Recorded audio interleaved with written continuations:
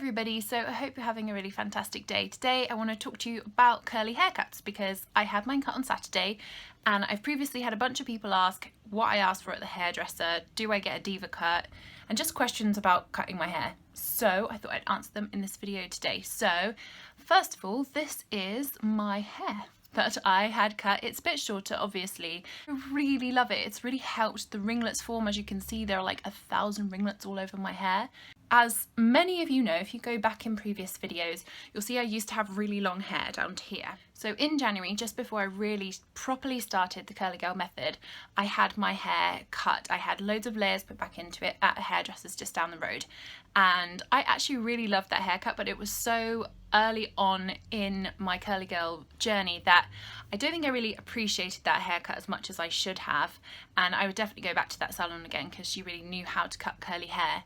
I think because there was still so much dead hair on my head, or not dead hair, but like really super damaged hair, that it was never going to curl properly. It was never going to form this kind of ringlet curl because it was just too damaged. It could only really manage a gentle wave, however much product I applied, however much deep conditioning. So really, I fully agree with the big chop, but I just wasn't brave enough or patient enough.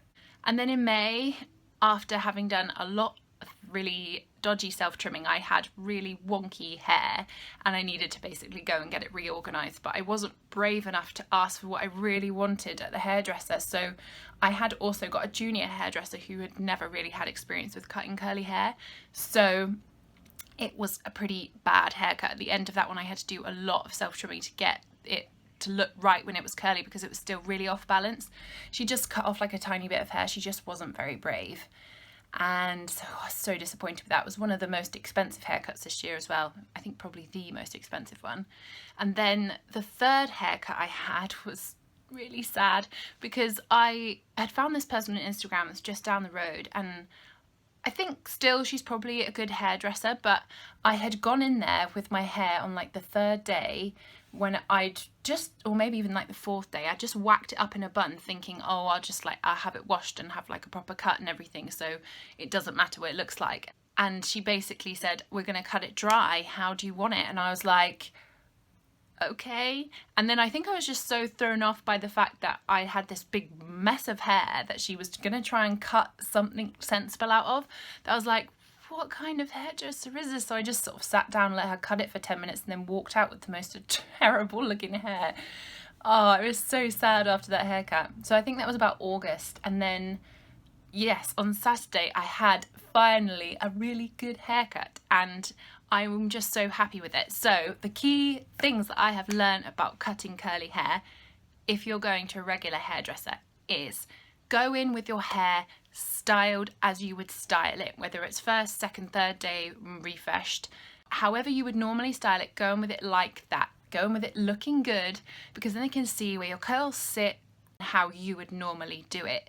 And so when I went in with my hair as it was, she realised that there was like too much weight there previously, and that then there were like 2 layers really of curls, and that she knew she needed to take the back bit up quite a lot. So she was actually really amazing, and I did ask for it to be blow dried at the end because I was going to my husband's Christmas do, and I thought, you know what, I will have a little bit of a change and see what it's like.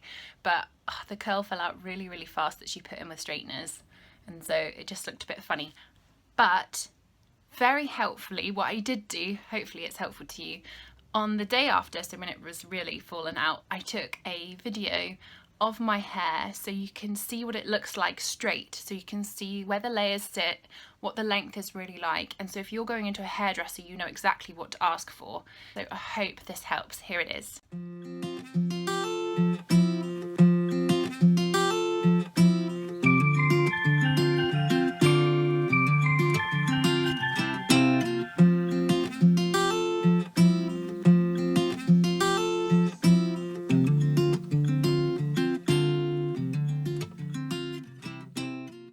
So I hope you find that helpful. Obviously you'll notice that the layers at the top are really, really short, and also that I've had a fringe put in more officially. I think I'd sort of accidentally had a fringe before, but I really like the way it sort of shapes my face. And obviously the layers go really high, they're very bold layers, but she's kept quite a lot of bulk at the bottom. Like, it's not like I've got a couple of spindly bits, I've got quite a lot of weight going on at the bottom. She's also helped the framing around the face. I love how it sits around my face now, and I love all these little ringlets, and I just love my hair right now. So firstly, go in with your hair styled as you would style it. Secondly, ask for a lot of layers if what you want is easy to style hair with curls that fall in the right place and it not to look too triangular.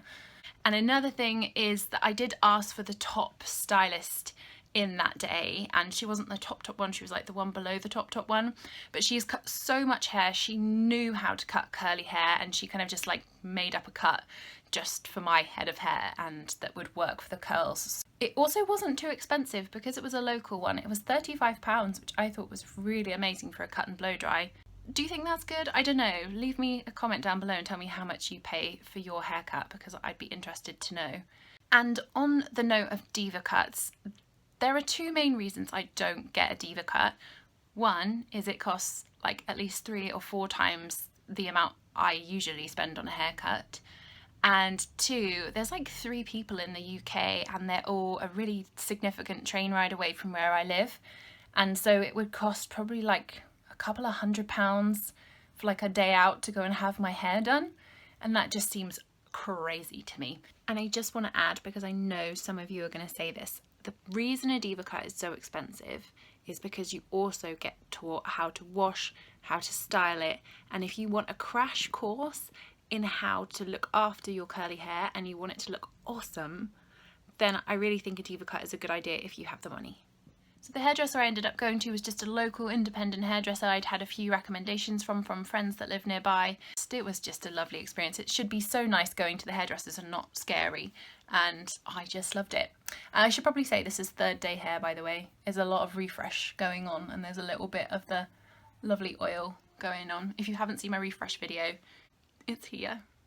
So I am looking to grow my hair out because I loved having it long, but I just had so much damaged hair that it just needed to go, and I needed to see what my real curl was actually like, because these ringlets just never used to occur. It was just like a wave, and I'm just intrigued to know whether it's because my hair is short I have more ringlets and I have more definition to the curl, or if it's just because it was damaged. And I keep getting that question all the time, so I'm going to grow it out and hopefully we will see these ringlets stay. I really hope so because I love them. If you do have questions, please leave them down below and I will get back to you. I love answering your comments and I try and answer as many as I can. In the meantime, thank you so much for watching this channel, and if you like this video, please give it a thumbs up and subscribe, and I will check back with you soon in a new video. Bye!